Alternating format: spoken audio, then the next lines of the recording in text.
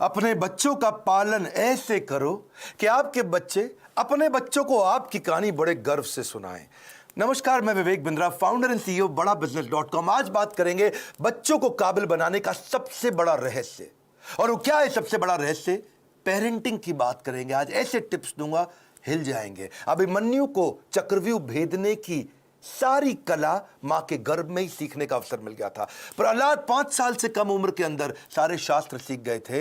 होलिका का दहन हो गया, लेकिन प्रहलाद का दहन नहीं हुआ। होलिका, जिसको आग में ना जलने का वरदान था, वो भी जल गई। पेरेंट्स वो पहले, they are first looking glass of their children. So to be in your child's memory, बच्चों की मेमोरी में रहने के लिए आपको उनके जीवन में रहना पड़ेगा। सबसे पहले कितने भी झगड़े हो माता पिता के आपस में निपटा देने चाहिए। पेरेंटिंग है, मदरिंग फादरिंग नहीं है। मदर अकेले फादर अकेले नहीं, पेरेंटिंग दोनों चाहिए है। नुकसान बड़ा हो जाता है, वरना 1 साल तक बोलना और चलना सिखाते हो छोटे बच्चे को। आप 1 साल तक उसको बोलना चलना सिखाते हो, बोलो बोलो बेटा बोलो, सीखता है। और उसके बाद आगे कई साल तक आप उसको बोलते हो चुप बैठो चुप बैठो चुप बैठो चुप बैठो। बोलना भी बंद, चलना भी बंद, चुप बैठो चुप बैठो चुप बैठो। तो क्यों सिखाया 1 साल तक बोलो चलो, अब बोल रहे हो चुप बैठो। बच्चों को ये मत सिखाओ कि वो क्या सोचे, ये सिखाओ कि वो कैसे सोचे। Because a badly parented child is a lost child. परवरिश की परख जो होगी ना आपकी, वो इस बात से होएगी कि बुढ़ापे में वो आपका कितना साथ देने वाले हैं। खराब परवरिश के कारण उसके सोशल स्किल वो खत्म हो जाते हैं, अनरिलायबल हो जाता है, अनस्टेबल, केयरलेस बच्चा होता है, आर्ग्यूमेंटेटिव होता है। आपका बच्चा रिजिड हो गया, जिद्दी है, रूड है, इनडिसिप्लिन्ड है, एंटी सोशल बिहेवियर हो रहा है, उसका अकेलापन महसूस करता है, कभी कभी पेसिमिस्टिक है, सेल्फ डिफीटिंग थॉट्स आते हैं, सीक्रेटिव है, बताता नहीं बातें अपनी, छुपाता है आपसे, सब कुछ छुपाता है, आपको दोस्त नहीं समझता, उसके अंदर फियर ऑफ फेलियर है। ये सब क्यों है? अगर आपकी पेरेंटिंग कमजोर है तो यही नुकसान होंगे। बच्चे बड़ों की बात सुनने में अच्छे नहीं होते, वो बड़ों को कॉपी करने में ज्यादा अच्छे होते हैं। भगवद गीता में कृष्ण ने कहा, यद यद आचरति श्रेष्ठ तत्तद एव तरुजना। यद यद तत्तद, जैसा जैसा वैसा वैसा। मेरी बात समझिएगा, जैसा जैसा फादर कहेगा वैसा वैसा बच्चा नहीं करेगा, पर जैसा जैसा फादर करेगा वैसा वैसा बच्चा अपने आप करेगा। क्या मतलब हुआ? अगर आप बोलोगे तो नहीं मानेगा, आप करोगे तो अपने आप करेगा। इसका मतलब बच्चे कॉपी करना जानते, सुनना नहीं जानते। आप उन्हें इंस्ट्रक्शन मत दो, इंस्पिरेशन क्रिएट करो, वो अपने आप करेंगे। जैसा जैसा लीडर कहेगा वैसा वैसा फॉलोअर नहीं करेगा, लेकिन जैसा जैसा लीडर करेगा वैसा वैसा फॉलोअर अपने आप करेगा। और यही माता पिता और बच्चों के साथ भी होता है। एक बात समझिए कि greatest mark of parent is how they treat their child when no one is looking. जब कोई नहीं देख रहा हो, आप अपने बच्चों को कैसे डील करते हैं। 3 F याद रखिएगा। फर्म रहिए बच्चों के साथ, जो काम की बात है उस पर टिके रहिए, फेयर रहिए, जबरदस्ती सजा मत दीजिए, और फ्रेंडली भी रहिए, ताकि कभी सजा देनी भी पड़ जाए तो मित्रवत व्यवहार बना रहे आपका उसके साथ में। टेक्निकली ना 4 प्रकार के माता पिता होते हैं, मेरी बात को समझना। एक होते हैं अथॉरिटेरियन, जैसा बोला वैसा कर, जितना बोला उतना कर, ये अथॉरिटी है। एक होता है डेमोक्रेटिक, मिल बांट करके बात करते हैं, बच्चों की सुनते हैं। पहले के ज़माने में अथॉरिटेरियन चलता था, आजकल डेमोक्रेटिक ज़्यादा ठीक रहता है। डेमोक्रेटिक मतलब बच्चों को इन्वॉल्व करें, उनको इन्फॉर्म ना करें, बच्चों के साथ मिलकर चर्चा करें, उनके साथ समय बिताएं, उनकी भी सुने, अपनी भी सुनाएं। और एक और होते हैं परमिसिव, तेरा जो मन करता है कर ले, उसको जो चाहिए उसको दिला दिया, उसको जैसा गिफ्ट चाहिए उसको वैसा दे दिया, जो गाड़ी बाइक मांगता तुरंत दे दिया, जो मोबाइल चाहिए तुरंत दे दिया। परमिसिव, कोई मतलब ही नहीं है। लेकिन इससे भी ज़्यादा खराब है निग्लेक्टफुल, अनइन्वॉल्व। वो क्या है? बच्चा क्या कर रहा है, किससे दोस्ती कर रहा है, किसके साथ उठता बैठता है, कोई जानकारी नहीं है। कंप्लीटली नेग्लेक्ट कर रहे हैं।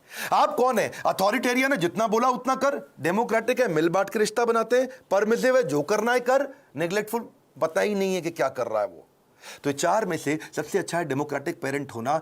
बिकॉज आप नहीं तो बच्चा बर्बाद हो जाता है, वो झूठ बोलना शुरू कर देता है। और अगर वो ज्यादा झूठ बोल रहा है, इसका मतलब आपने बहुत रिएक्ट किया था उसकी पुरानी गलतियों के ऊपर, और फिर वो सीक्रेटिव हो जाता है और अपनी बातें नहीं बताता। मैदान में हारा हुआ इंसान तो जीत सकता है, लेकिन मन से हारा हुआ इंसान कभी नहीं जीत सकता। तो मन से ना हारे बच्चा। अब सुनिए पेरेंटिंग के असली टिप्स। पहला टिप, इनकरेज करिए अपने बच्चे को, वो बचपन से इनोवेटिव थॉट प्रोसेस बिल्ड करें। उसको ऐसे प्रश्न पूछिए कि वो इनोवेशन बिल्ड कर सके। दूसरा, उसके साथ बैठ के किताबें पढ़िए और अच्छे वीडियोस देखिए। ये नहीं उसको बता दिया, उसके साथ बैठिए, खुद भी पढ़िए, चर्चा करिए उसके साथ में। तीसरा, कुछ क्वेश्चनिंग का आपस में फॉर्मेट बिल्ड करिए, म्यूचुअल क्वेश्चनिंग, कुछ वो आपसे पूछे, कुछ आप उससे पूछो, और खास तौर से आप उससे पूछो, वो आंसर करे, ज़्यादा बोलेगा, रिलेशनशिप बनेगा। प्ले विद योर चाइल्ड, उसके साथ खेलिए, फ्रेंडशिप इज द की। उसकी दोस्ती हो गई तो आपसे कभी मन नहीं चुराएगा। अगला मेरा पॉइंट है बजटिंग। बच्चे को बजटिंग सिखाओ, उससे उसके इमोशनल रिक्वायरमेंट कम होगी, इंटेलेक्चुअल कैपेबिलिटी बढ़ेगी। बजटिंग का मतलब क्या हुआ, आप उसको बता सकते हो कि भाई तुम्हें 500 रुपया हफ्ता दूंगा, उदाहरण है, आप अपनी कैपेसिटी के हिसाब से डिसाइड कर लो। 500 रुपया हफ्ता मतलब 2000 रुपया महीना मिलेगा तुमको। अब तुम्हें कोई गेम खरीदनी है, कोई खिलौना खरीदना है, बहुत इच्छा कर रही है, लेकिन तुम्हारे बजट में नहीं आता, तो तुम एक महीना रुको, अगले महीने जब तुम्हारे पास 2000 की जगह 4000 हो जाएंगे तब खरीद लेना। अगर वो 6000 का है तो 3 महीना रुको, 3 महीने बाद खरीद लेना, पैसा इकट्ठा करो। इससे वो अपनी इमोशनल डिजायर्स को रेगुलेट करना सीख पाएगा। उसको बचपन से आपने थोड़ा थोड़ा फाइनेंस सिखा दिया, वो बचपन में ही कैलकुलेटर लेकर के समझने लग जाएगा, हिसाब लगाने लग जाएगा। उसको लर्निंग, स्पीकिंग, रीडिंग, राइटिंग, इसको बोलते हैं LSRW, इसकी प्रैक्टिस कराओ। अब कभी भी अगर कोई कहानी भी सुनानी हो बच्चों को, तो कहानी किसकी सुनाओ, कुछ हेल्दी फूड के बारे में, खाने की ईटिंग हैबिट्स के बारे में, या कुछ सक्सेस के बारे में कहानी सुनाइए। क्वेश्चन आंसर की टेक्निक बहुत काम आती है। उसको सिनेरियोज देकर के क्वेश्चंस करो कि अगर ऐसा हो तो क्या करना चाहिए, ऐसी परिस्थिति में क्या करना चाहिए, तो वो सोचेगा। जब वो अच्छा सोचेगा, उत्तर देगा आपको, तो अपने आप सफल होगा। उसको पैशन ओरिएंटेड कंटेंट दिखाओ। उसका वीडियो गेम खेलने का मन करता है, उसके अंदर देखो स्किल क्या है, उस स्किल के हिसाब के वीडियोज उसके साथ बैठ के देखो, उस स्किल के हिसाब के उसको स्किल की ट्रेनिंग भी दिलाओ। उसको अगर वो बाहर खेलने नहीं जा रहा है, अंदर केवल कंप्यूटर गेम पे लगा है, या केवल बाहर खेलने जा रहा है और कंप्यूटर पे बिल्कुल नहीं बैठता, इक्वल वेटेज दो। कंप्यूटर गेम्स से भी बच्चे का माइंड शार्प होता है, और बाहर भी खेलने जाए। यानी कि फिजिकल और इंटेलेक्चुअल दोनों कैपेबिलिटीज उसकी बिल्ड करनी जरूरी है। आप उसको अलग अलग सिनेरियो के जब क्वेश्चंस करते हो ना, तो उसमें रिस्क और फेलियर को भी थोड़ा थोड़ा आने दो उसकी लाइफ में। थोड़ा स्मॉल रिस्क, स्मॉल फेलियर आने दो, तभी बाउंस बैक करना सीखेगा। उससे वो प्रॉब्लम सॉल्व करनी सीखेगा, और problem solving is a game changer. मेरा एक इंपॉर्टेंट सजेशन है, अपने बच्चे के साथ में मोटिवेशनल कंटेंट बैठ करके कंज्यूम करें, यानी इससे उसका कैन डू एटीट्यूड बढ़ेगा। मैं भी कर सकता हूं। मोटिवेशनल कंटेंट के लिए जो भी अच्छे वीडियोस हैं, केवल मैं मेरे वीडियोस नहीं बोलता हूं, कई प्रकार की इंस्पिरेशनल स्टोरी बेस्ड वीडियोस आते हैं, कई एनिमेटेड वीडियोस होते हैं। उसके साथ बैठो, देखो, उससे पूछो आपने क्या सीखा, फिर आप बताओ आपने खुद क्या सीखा, फिर वो बताए उसने क्या सीखा। तो इससे उसके अंदर कैन डू एटीट्यूड बिल्ड होगा, और हो सके तो थोड़ा ऑर्गेनाइज करने में उसकी मदद करो। उसके साथ बैठ करके देखो, अपने आप बच्चा ऑर्गेनाइज कभी नहीं होगा। बेड लगाना तो आप मत लगाएं, अगर आप माँ हैं, बच्चे को साथ में लगाएं कि हम दोनों मिलकर आज बेड लगाएंगे, हम दोनों मिलकर आज अलमारी सेट करेंगे, हम दोनों मिलकर आज वॉशरूम साफ करेंगे, हम दोनों मिलकर के आज अपनी स्टेशनरी को ऑर्गेनाइज करेंगे, हम दोनों मिलकर के आज किताबों के कवर चढ़ाएंगे। और उसके बाद धीरे धीरे आप उसको बोले अब तुम करके दिखाओ, पहले आप करो और वो करे साथ में, फिर उसके बाद उसको बोलो अब तुम अकेले करके दिखाओ मुझको। उसकी थॉट प्रोसेस अगर बिल्ड होना शुरू हो जाए तो उसको प्रेज करो, तारीफ करो। उसको कभी कोई स्टोरी सुनानी हो तो ग्रोथ माइंडसेट की स्टोरी सुनाओ। आपको उसकी तारीफ करनी, actions that are appreciated they get repeated. तो जिस एक्शन पे आप उसको अप्रिशिएट करेंगे, उस एक्शन को बार बार लेगा। जिस व्यवहार पे दोगे पुरस्कार, उसी को तो वो दोहराएगा बार बार। और आप क्या करें, जब भी चर्चा करनी हो, गोल ओरिएंटेड चर्चा करो, फ्री फ्लो चर्चा नहीं होनी चाहिए। और क्या मजे हो रहे हैं, बस आप लगे ही हुए, इसके बाद कुछ भी बात किए जा रहे हैं। सोचिए मैं इसको कैसा बनाना चाहता हूं, उस सब्जेक्ट की कहानियों पे चर्चा करो, गोल ओरिएंटेड। हाँ, बच्चे को माइक्रो मैनेज मत करिएगा कभी भी। छोटी मोटी गलतियां करता है, करने दो, हर समय नहीं टोकना। आप पॉजिटिव साइड बिल्ड करिए, नेगेटिव साइड अपने आप चली जाएगी। नेगेटिव साइड को मना करोगे कभी नहीं जाएगी। तो इसलिए पॉजिटिव सोल्यूशन ओरिएंटेड क्वेश्चन पूछो। अगर वो कोई गलती कर भी देता है, बताओ मत तूने ये गलत किया, उससे पूछो इसको और अच्छे से कैसे कर सकते थे बेटा, इससे अच्छा तरीका क्या है। ये क्या है, पॉजिटिव सोल्यूशन ओरिएंटेड क्वेश्चन। बेटा आपको क्या लगता है सबसे इंटेलिजेंट बच्चे इसको कैसे हैंडल करते, बेटा आपको क्या लगता है सबसे अच्छा तरीका इसको करने का क्या हो सकता है। तो वो बेचारा कंपल्शन में आपको सही आंसर देगा। जब वो बार बार सही आंसर देगा, बार बार सही आंसर देगा, तो उसके संस्कारों में बैठना शुरू हो जाएगा, और धीरे धीरे वो वैसे ही प्रैक्टिस में भी आ जाएगा उसके। इसके बाद इसी का तरीका, इसी को बोलते हैं इन्वॉल्विंग पेरेंट बनना, इन्फॉर्मिंग पेरेंट नहीं बनना है आपको। और तभी आप उसके सोशल स्किल और इमोशनल लर्निंग्स बिल्ड कर सकोगे।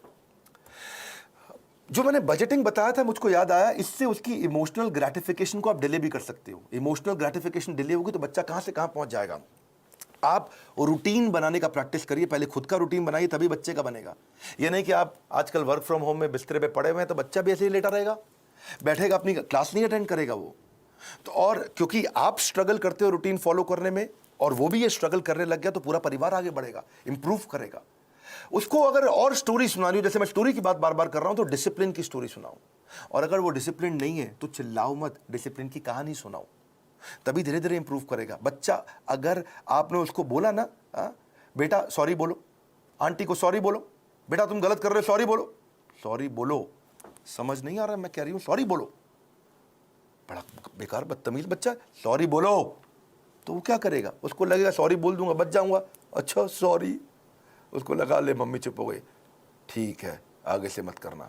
अब वो चला गया, उसको लगा देखो जल्दी बच के निकल गया मैं, सॉरी बोलो सॉरी बोलो सॉरी बोलो, कुछ नहीं होगा, सॉरी सोचो, सॉरी सोचो। डीलिंग ठीक नहीं करनी है, फीलिंग ठीक करनी है, कंटेंट ठीक नहीं करना है, इंटेंट ठीक करना है। फ्रूट्स बाद में मिलेंगे, पहले रूट्स चाहिए आपको। तो डिसिप्लिन की स्टोरी सुनाइए उसको, ताकि वो थॉट प्रोसेस बिल्ड हो जाए। पब्लिक में उसकी बेइज्जती कभी मत करो, आपको पब्लिक में उसकी तारीफ करो। बेइज्जती कभी करनी है, या बेइज्जती मतलब थोड़ा करेक्शन भी देना है, तो प्राइवेट में करो, अकेले में करो। क्योंकि कंपेयर, कंप्लेन, क्रिटिसाइज ये कैंसर है। रिकॉग्नाइज, रिफॉर्म, रेक्टिफाई, यही उसको ग्रोथ देगा।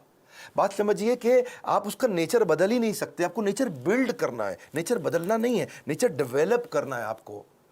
कभी परेशान हो तो उसको हग करो, उसको पॉजिटिव टच दो अपना, तभी बात बनेगी आपकी। उसको नए नए प्रकार के स्किल सेट सिखाओ। आजकल तो कोडिंग बचपन से बच्चों को सिखा देते हैं, 5 साल का बच्चा भी आजकल मोबाइल ऐप बनाने की तैयारी कर रहा है। Code academy, white hat junior, code monkey, code Avengers, ये बहुत सारे अपॉर्चुनिटीज है जहां से आप बच्चे को कोडिंग सिखा सकते हैं। उसकी सेल्फ एस्टीम की बकेट को आप भर पाओगे इससे। एक्चुअली सेल्फ एस्टीम से याद आया, एक होता है इमोशनल कप। हर बच्चे का एक इमोशनल कप होता है, इसको ऐसे समझो। जिस बच्चे का इमोशनल कप खाली हो जाता है वो बच्चा बहुत गलत डायरेक्शन में जाता है। जिसका इमोशनल कप भरा होता है वो हाई सेल्फ एस्टीम के साथ ठीक आगे चलता है। इसके लिए आपको love, affection, sense of security और अटेंशन देना पड़ेगा, उसका इमोशनल कप भरा रहे। अगर आपने उसके साथ खेले, फ्रेंडशिप किया, क्वालिटी टाइम दिया और प्रेम किया, उसको प्रेज किया, अप्रिशिएट किया, उसका कप भरा रहेगा। लेकिन अगर आप उसको पब्लिक में बेइज्जती किया, क्रिटिसाइज किया, एब्यूज किया, निगलेक्ट किया, उसका ह्यूमिलिएशन किया, उसको पनिशमेंट दिया बिना किसी रीजन के, वो अकेलापन महसूस करता है, फेलियर महसूस करता है, रिजेक्टेड महसूस करता है, उसका इमोशनल कप खाली हो जाएगा बिल्कुल। और फिर वो इमोशनल कप भरने के लिए कहीं बाहर जाएगा, किसी और के पास जाएगा, गलत दोस्तों के पास जाएगा, गलत जगह पे जाएगा, गलत वेबसाइट्स खोलेगा। वो लोगों से अपने इमोशनल कप को भरने के लिए खींचेगा तरीके, मिसबिहेव करेगा अटेंशन गेन करने के लिए, मैनिपुलेट करेगा, जेलसी हो जाएगी उसको दूसरों को देख के। आइसबर्ग देखा है आपने? आइसबर्ग को समझो आप, इससे समझ आएगी आपको बात। आइसबर्ग होता है वो बर्फ की चट्टान जो समुद्र के अंदर होती है, लेकिन 10% दिखती है, 90% पानी के नीचे होती है। आइसबर्ग में पानी के नीचे बहुत बर्फ है, वो दिखती नहीं है, दिखती 10% है, खाली ऊपर ऊपर। बच्चों की जिंदगी भी ऐसी आइसबर्ग के जैसी है। अगर उनका एंगर, उनका स्क्रीमिंग, वो चिल्ला रहा है, वो कोई बात छुपा रहा है, वो वायलेंट हो गया है, अग्रेसिव हो गया है, वो रो रहा है, ये खाली 10% ऊपर दिख रहा है, इसके नीचे 90% बहुत कुछ था। उसकी एंग्जाइटी, फ्रस्ट्रेशन, उसका डिस्ट्रेस, उसका ट्रस्ट ना कर पाना, उसका फेलियर, उसका ग्रीफ, उसका अनश्योर होना, उसका स्ट्रेस में होना, अटैक्ड महसूस करना, उसका हर्ट महसूस करना, उसका वरिड, अलोन, लोनलीनेस फील करना, ये सब समुद्र के नीचे था। और समुद्र के ऊपर क्या है? थोड़ी सी बर्फ दिख रही है। आप उस बर्फ को लेकर ट्रीटमेंट कर रहे हो, जो नीचे दिखती हुई बर्फ को लेकर कर रहे हो, जो नीचे छुपी हुई बर्फ है, उसको ठीक करना है। इसलिए करेक्शन नहीं, इंस्पिरेशन। बच्चे पता है, अगर आपको उनको सफल बनाना है, उनकी सफलता का स्कोर बोर्ड बना दो, गेमिफाई कर दो। इसको क्या बोलते हैं? Gamification of value inculcation. अगर आप उनमें संस्कार डालना चाहते हो तो गेमिफाई कर दो उसको। इसको गेम देखो, बिकॉज अगर स्कोर बोर्ड बना दोगे ना तो वो जीतना चाहेंगे। देखा आपने, क्रिकेट का स्कोर बोर्ड होता है, बास्केटबॉल का स्कोर बोर्ड होता है। जैसे स्कोर बोर्ड चालू होता है बच्चे जल्दी खेलते हैं, एनर्जी से खेलते हैं। जब टेस्ट प्रैक्टिस मैच होता, क्रिकेट में भी पहली बॉल प्रैक्टिस बॉल फेंकते, सुना आपने? कौन खेलता है उसमें? बल्ला घुमाता नहीं बच्चा, ठीक, क्या फर्क पड़ता है, आउट भी हो जाए तो भी कोई फर्क नहीं पड़ता। लेकिन जैसे ही स्कोर बोर्ड शुरू होता है बच्चे जान लगा के खेलते हैं, अबे जीतना है अपने को, एनर्जी आ जाती है उनकी। वैसे ही आप भी कुछ इसको वैल्यू, संस्कारों को बिल्ड करने के लिए गेम क्यों नहीं बना देते? कोई टोकन लेके आओ बाजार से, उस पर 1 रुपया, 2 रुपया, 5 रुपया, 10 रुपया लिखो टोकन पे, और उनके साथ डिस्कस करो। अगर ये बिहेवियर करोगे तो तुम्हारे इस बॉक्स के अंदर मैं 2 रुपए का टोकन डालूंगी, 5 रुपए का डालूंगी, 10 रुपए का डालूंगी, या डालूंगा अगर आप पिता हैं तो। और अगर तुमने ये गलत बिहेवियर किया तो ये टोकन बाहर निकल जाएगा, तुम्हारा रोज का स्कोर बोर्ड बनेगा शाम को। अगर वो सुबह टाइम से उठा तो 2 रुपया मिला, अगर उसने ब्रश टाइम से किया तो 2 रुपया मिला। रुपया मतलब पॉइंट, आपने बोला, मैं पॉइंट कह रहा हूं, उसको रुपया दें या पॉइंट दें, लेकिन बाद में उसको रिडीम करने का तरीका बना दो, है जी। अगर टाइम से होमवर्क किया तो 5 नंबर मिल गए या रुपया मिल गया। अगर आप वो समय से सोने चला गया तो 2 रुपया मिल गया। अगर वो समय से खाना खाएगा तो 7 रुपया मिल गया। अगर टेंट्रम करेगा तो काट लो, सामान फेंक रहा है इधर उधर तो काट लो, उसमें से निकाल लो, चिल्ला रहा है, गाली दे रहा है तो 7 रुपया निकाल लो। अगर मिसबिहेव कर रहा है माता पिता के साथ तो 10 रुपया निकाल लो। ओबे नहीं कर रहा आपकी बात, 7 रुपया निकाल लो। किसी को गाली देता है, थूक देता है किसी के ऊपर, तो 10 रुपया निकाल लो। तो आपने तरीका निकाला। इससे क्या होगा, शुरू शुरू में तो पॉइंट के चक्कर में वो अच्छे बिहेवियर्स को प्रैक्टिस कर जाएगा, पर आने वाले समय के अंदर वो उसकी आदत बन चुकी होगी, वो उसके बिहेवियर में, उसकी प्रैक्टिस में आ चुका होगा, और फिर उसकी लाइफ से, इसको बोलते हैं गेमिफिकेशन। बच्चे को अकेला मत छोड़ो, इतना बच्चों के आंसू ना कड़वे होते हैं, उन्हें मीठा करना है आपको। उसकी जिज्ञासा गहरी होती है, उसको शांत करना है। उसका दुख बहुत तीव्र होता है, इससे उससे ले लो। उसका हृदय कोमल है, उसे कठोर मत बनाओ। Your children will become what you are, so be what you want them to be. बड़ी सिंपल सी बात है भैया। अगर आप दोनों का आपस में झगड़ा भी है, पति पत्नी का, बच्चों के लिए सुलझा लो। आओ साथ में बैठो, बात करो, प्यार करो दूसरे को, ताकि बच्चे का जीवन सुरक्षित हो सके। ये फादरिंग नहीं है, मदरिंग नहीं है, ये पेरेंटिंग है। गलती किसी की भी हो, आप दोनों में से ईगो को साइड में रखो, बच्चे को और सिखाओ, आगे बढ़ाओ। हमने भी बच्चों के लिए बहुत प्रोग्राम्स बिल्ड किए हैं। मैंने बच्चों का एक प्रोग्राम एंटरप्रेन्योरशिप का लेकर के आए, जिसको हम बोलते हैं एवरीथिंग अबाउट एंटरप्रेन्योरशिप। और वो स्टूडेंट्स के लिए, अर्ली एज से बच्चे सीखते हैं कि वो कैसे छोटा छोटा बिजनेस शुरू कर सकें, कैसे पहले 100 कस्टमर को अट्रैक्ट करें, कैसे वो अपनी सेल्फ कोचिंग डायरी बनाए, कैसे वो कंपटीशन को समझें, कैसे वो प्रोडक्टिव हो सके, कैसे वो अपनी कम कॉस्ट के अंदर बिजनेस शुरू करें, बिजनेस को प्लान कैसे करें, फाइनेंशियल डिसिप्लिन क्या होता है, कॉस्ट को कैसे ऑप्टिमाइज करते हो, low cost marketing, low cost branding क्या है, $0 मार्केटिंग क्या है, 60 सेकंड में सेल्स की पिच कैसे दे दी जाए, सेविंग्स को वेल्थ कैसे बनाए, कंपनी को शुरू कैसे करते हैं, कंपनी फॉर्मेशन का तरीका क्या है, 2-4 लोगों को अगर हायर भी करेगा शुरू में तो एफिशिएंसी कैसे बिल्ड करेगा, हाई परफॉर्मेंस कल्चर कैसे लेके आएगा, स्कोरबोर्ड अपने कैसे बनाएगा, एम्प्लॉयज़ को एंटरप्रेन्योर कैसे बनाएगा, कंज्यूमर इनसाइट क्या होती है, कस्टमर को कैसे समझेगा, प्रोडक्ट बनाने का तरीका क्या है, कम खर्चे में बिजनेस शुरू करने के सारे आइडियाज, चाहे वो चैटबॉट बनाएं, फ्री के चैटबॉट मिलते हैं। तो ऐसी बहुत सारी चीज़ें हमने एवरीथिंग अबाउट एंटरप्रेन्योरशिप में सिखाई हैं। अगर आप चाहते हैं आपका बच्चा भी एंटरप्रेन्योरियल माइंडसेट को बिल्ड कर सके बचपन से ही, तो उनको इन कोर्सेज में ज्वाइन कराइए। इस समय बच्चों के लिए हमने 50% डिस्काउंट रखा हुआ है। और अगर ये पेरेंटिंग के टिप्स आपको काम आ रहे हैं, मैं रिक्वेस्ट करता हूं, सोचो ये किस किस को काम आ सकते हैं। ईमानदारी के साथ थोड़ा 2 मिनट और लगा लीजिए। आपने इतना समय लगा लिया है तो आप सीरियस है कंटेंट को लेकर के, क्योंकि आपने इतना समय लगाया। अब सोचो कि किसको फायदा होगा, किसके बच्चे बिगड़ रहे हैं, किसके बच्चे खराब हो रहे हैं, कौन बच्चे से परेशान रहते हैं माता पिता, उनको ये वीडियो अलग अलग व्हाट्सएप ग्रुप में शेयर करो, अपना मैसेज भी लिखो, अपने नोट के साथ शेयर करो, लाइक करके उत्साह बढ़ाओ अगर ऐसे वीडियो पसंद आते हैं। और नीचे मुझे कॉमेंट बॉक्स में बताओ कि आपको कौन से वाला वैल्यू, आपको कौन सा वाला आइडिया, आपको कौन सा वाला टिप सबसे ज्यादा पसंद आया। मैं कॉमेंट बॉक्स में पढ़ने के लिए आऊंगा। इस बार हमारे साथ जुड़े रहने के लिए, दुनिया का नंबर 1 एंटरप्रेन्योरशिप यूट्यूब चैनल बनाने के लिए और मेरे पर्सनल वीलॉग वाले चैनल पे भी आने के लिए मैंने एक नया चैनल बनाया जहां अपने मोबाइल से वीडियो डालता हूं। आप सबका हृदय की गहराइयों से प्रेम पूर्वक बहुत बहुत धन्यवाद।